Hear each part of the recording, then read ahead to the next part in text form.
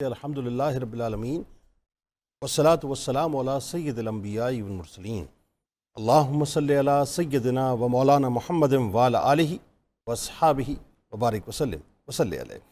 دنیا کے تمام دیکھنے والوں کو، تمام چاہنے والوں کو، تمام پیار کرنے والوں کو، اور جہاں جہاں تک اس وقت میری آواز کو سنا اور مجھے دیکھا جا رہا ہے، جنید اقبال کی جانب سے انتہائی محبت کے ساتھ السلام علیکم۔ ایک بار پھر ناظرین، آپ کو 1445 ہجری سن 2024 میں رمضان ٹرانسمیشن کی خصوصی براہ راست نشریات میں یعنی افطار کی اس حسین سے موقع پہ دل کی عطا گہرائیوں سے خوش آمدید کہتا ہوں۔ آج آپ سے کچھ ابتدا میں عرض کرنا چاہتا ہوں اور چاہتا ہوں کہ آپ ذرا ہمارے ساتھ جڑے رہیں۔ بات یہ ناظرین، پہلے تو اس بات پر فخر محسوس کیجئے کہ اللہ تبارک و تعالیٰ نے ہم پر کتنا کرم کیا ہے کہ ہم اس رب کے ماننے والے ہیں جو رب سلام ہے۔ اللہ کا کتنا بڑا فضل اور کرم ہے، اور فخر ہونا چاہیے ہمیں اس بات پہ کہ ہم اس دین کے ماننے والے ہیں جو دین اسلام ہے، سلامتی ہے بنیادی طور پر۔ ہمیں فخر ہونا چاہیے اس بات پر اور ناز ہونا چاہیے اس بات پہ کہ ہم اس رسول مکرم صلی اللہ علیہ وآلہ وسلم کے امتی ہیں جو رحمت للعالمین صلی اللہ علیہ وآلہ وسلم کے ٹائٹل کے ساتھ اس کائنات میں بھیجے گئے، جن کا اس کائنات میں تشریف لانا رحمت ہے، جن کا چلنا رحمت ہے، جن کا اٹھنا رحمت، جن کا بیٹھنا رحمت، جن کی گفتگو رحمت، جن کی عطائیں رحمت، جن کا تبسم فرمانا رحمت، جن کا سر کو اپنے سر اقدس کو کسی معاملے پر جھکانا رحمت، اپنے سر اقدس کو اٹھانا رحمت، یعنی رحمت ہی رحمت ہے صاحب، یہ سمجھ لیجیے۔ اللہ تعالیٰ نے کتنا بڑا کرم ہم پر کیا کہ ہمیں اس نبی کا امتی بنایا کہ جنہوں نے اپنی پوری زندگی میں عفو درگزر سے کام لیا ہے۔ ہمیں فخر ہونا چاہیے اس بات پہ اور ناز ہونا چاہیے صاحب اس بات پہ، اور تفاخر سے اس بات کو محسوس کیا کیجیے اپنے اندر کہ آپ بنیادی طور پہ مسلمان ہیں، مسلمان۔ اللہ تبارک و تعالیٰ نے آپ کو دین اسلام کے ساتھ منسلک کر دیا ہے، ایک ایسا دین کہ جس کی ابتدا بھی امن ہے اور جس کی انتہا بھی امن ہے، جس کی ابتدا بھی رحمت ہے، جس کی انتہا بھی رحمت ہے۔ ذرا تصور تو کیجئے، آج تو ہم اتنے یوں کہیے کہ اپنا کجی میں مبتلا ہو چکے ہیں، یا یوں کہیے کہ اتنے ہم انتہا پسند ہو چکے ہیں، اتنے رجت پسند ہو چکے ہیں کہ ہم ایک دوسرے کو معاف کرنے کو تیار نہیں ہوتے، ایک دوسرے کے اوپر رحمت کا می برسانے کو تیار نہیں ہوتے، امن کی بات کرنے کو تیار نہیں ہوتے، ایک دم ہم جو ہے ریجڈ ہو جایا کرتے ہیں کسی بھی معاملے کے اندر۔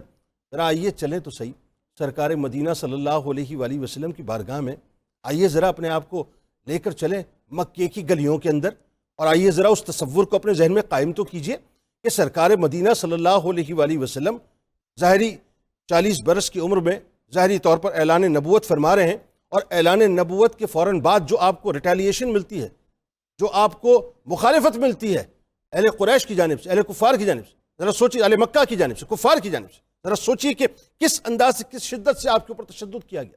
کیا کچھ نہیں کیا گیا رسول کریم صلی اللہ علیہ وآلہ وسلم کے ساتھ کہ تاریخ گواہ نہیں ہے؟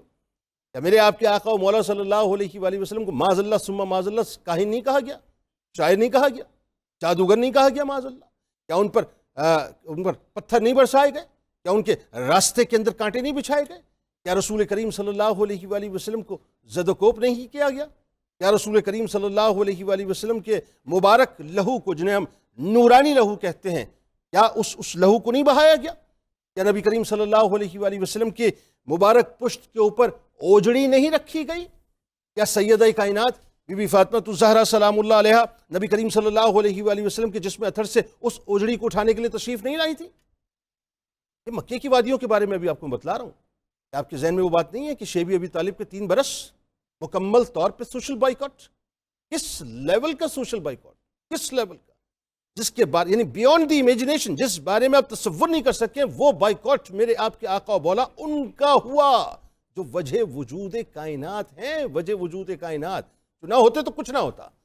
اعلیٰ حضرت نے فرمایا نا کہ وہ جو نہ تھے تو کچھ نہ تھا، وہ جو نہ ہو تو کچھ نہ ہو، جان ہے وہ جہان کی، اور جان ہے تو جہان ہے۔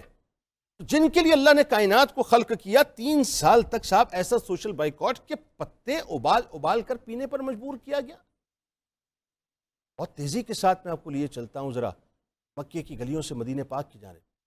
جب مدینہ پاک ہجرت ہوتی ہے تو اس وقت بھی چین سے بیٹھنے نہیں دیا گیا میرے آپ کے آقا مولا صلی اللہ علیہ وسلم. نہیں، بالکل نہیں. وہاں کفار اپنی سازشیں کر رہے تھے. کیا یہودی بنو قینقاع، بنو قریظہ، بنو نذیر، یہ جو 3 ڈومینیٹنگ قبائل تھے، ان کی تو انتہا تھی سازشوں کی. لیکن اگر اس پورے معاملے کو اوور لک کرنے کے بعد بہت تیزی کے ساتھ رینڈملی میں آپ کو بات کو سمجھانے کی کوشش کروں کہ جو جان کے درپے ہو گئے، کہ جنہوں نے شدت اس لیول کی اختیار کی کہ کچھ نہ چھوڑا، نبی کریم صلی اللہ علیہ وآلہ وسلم نے کیا کیا؟ جب وہ سامنے آ کر سروں کو جھکا کر کھڑے تھے، سرکار علیہ السلام نے فرمایا لا تثریب علیکم، آج معافی کا.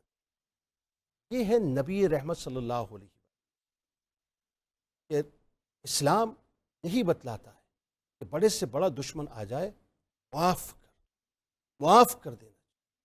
کیا ہمارے ذہن میں حضرت ثمامہ بن اسال رضی اللہ تعالیٰ عنہ نہیں ہے؟ کیا کمال واقعہ ہے صاحب. یمامہ کے سردار، کیا ڈومینیٹنگ پرسنالٹی تھے. یعنی آپ سوچئے کہ آپ کی گندم باقاعدہ مکہ پاک میں ایکسپورٹ ہوا کرتی تھی، اور جس وقت سرکار مدینہ صلی اللہ علیہ وآلہ وسلم کی بارگاہ میں وہ لائے گئے، بس یہ آخری مثال پیش کر کے بات کو ختم کر دوں گا، لیکن چاہوں گا کہ اس بات کو یہاں سے نہیں، یہاں سے سن لیجئے گا کہ آپ اور میں جس دین سے تعلق رکھتے ہیں نا، وہ امن کا دین ہے، سلامتی کا دین ہے، محبتوں کا دین ہے صاحب. کس چکر کے اندر ہم پڑ گئے ہیں کہ چھوٹی چھوٹی باتوں کو ہم بنا اٹھا کر جو ہے پہاڑ بنا دیا کرتے ہیں، اور پورا ایک جو پرسیپشن ہے دین اسلام کا، اس کو پوری دنیا کے اندر تبدیل کر دیا کرتے ہیں. یہ ہماری آپ کی اپنی غلطیاں ہیں کہ ہم نے دین اسلام کو پڑھا ہی نہیں. اب میں بات کر رہا تھا ثمامہ بن اسال رضی اللہ تعالیٰ عنہ کی. دیکھیے سرکار کی بارگاہ میں آتے ہیں، قیدی بنا کے لائے جاتے ہیں، ابھی ایمان نہیں لائے. بہت طویل واقعہ ہے، میں اس ڈیٹیل میں نہیں جاتا. آپ کو ستون سے باندھ دیا جاتا. 3 دن تک کنورزیشن ہو رہی ہے رحمت للعالمین کی، 3 دن تک کنورزیشن. اور کیا خوبصورت کنورزیشن ہے، کسی اور دن بات کریں گے اس پہ. لیکن 3 دن بعد ہوا کیا؟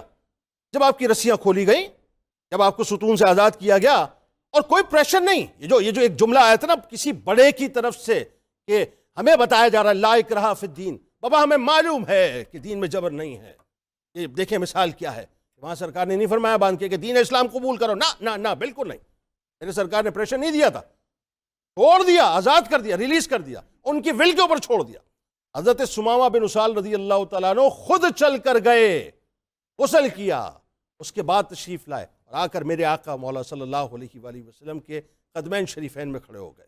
اور پھر جو جملے ادا کیے صاحب کہ آج سے پہلے آپ کا شہر مجھے عزیز ہے، لیکن آج کے بعد سب سے زیادہ عزیز ہی مدینہ پاک ہے، اور آج کے بعد سب سے زیادہ عزیز آپ کا چہرہ مبارک ہے. آج جو میں سمجھانا چاہتا ہوں سمجھ لیں.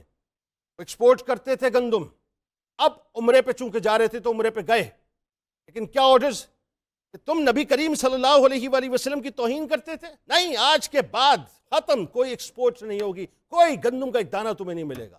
دل ملا اٹھے کفار، سرکار سے رحمت للعالمین سے رابطہ کیا. جب رحمت للعالمین سے رابطہ کیا تو سرکار نے ان سے یہ نہیں پوچھا کہ تم نے میرے ساتھ یہ کیا، یہ کیا، یہ کیا، یہ کیا، میرے اہل بیت کے ساتھ یہ کیا، یہ کیا، یہ کیا، یہ کیا، اور میرے صحابہ کے ساتھ یہ کیا، یہ کیا، یہ کیا. نہیں نہیں نہیں نہیں نہیں، رحمت کا تقاضا یہ نہیں ہے. رحمت کا تقاضا تو یہی تھا کہ سرکار علیہ السلام نے فرمایا کہ اے ثمامہ، جس طرح سے تم ان کو گندم دیا کرتے تھے اسی انداز سے ان کی گندم کو جاری کر دو. مقصد کیا ہے؟ دشمن کتنا ہی بڑا ہو، معاف کرنا سیکھیے اور امن قائم کیجیے.